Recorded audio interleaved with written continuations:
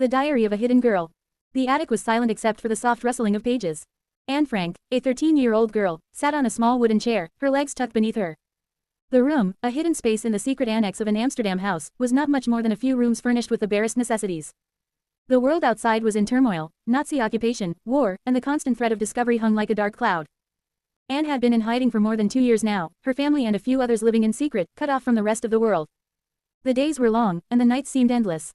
The house was filled with tension, there was always fear of being caught, always the dreadful sound of footsteps outside.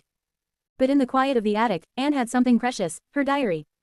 It was a small, red-checkered book, one she had received for her 13th birthday just before they went into hiding. The diary, which she named Kitty, became her closest friend, her confidant. She poured her heart into it, her thoughts, her dreams, her frustrations, and her hopes for a future that seemed more distant with each passing day.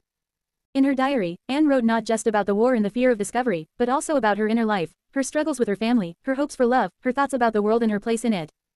She wrote of the joys and sorrows that filled her teenage years, despite the terrifying circumstances. One day, as Anne sat at her desk, the sound of footsteps echoed through the house. Her heart raced, and she quickly closed the diary, hiding it under a pile of papers. The danger of being caught was ever present, but the danger of losing her voice, of being silenced, was even greater. For Anne, writing was her way of surviving, of finding some semblance of control in a world that had been turned upside down. Anne's words became a record of not just her own life, but the lives of all those who were hidden away, living in fear. Through her diary, she captured the essence of what it meant to be a young girl facing unspeakable circumstances, trying to hold on to her humanity.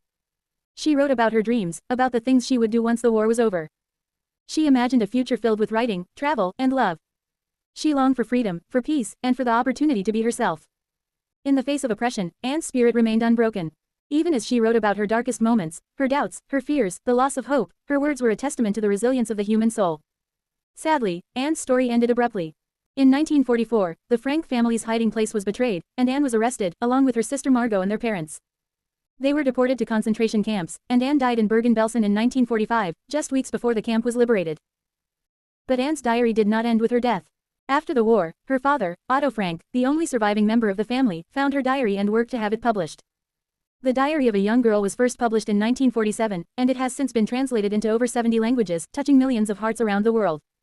Anne Frank's words have lived on, reminding us of the dangers of hatred, the power of resilience, and the importance of remembering.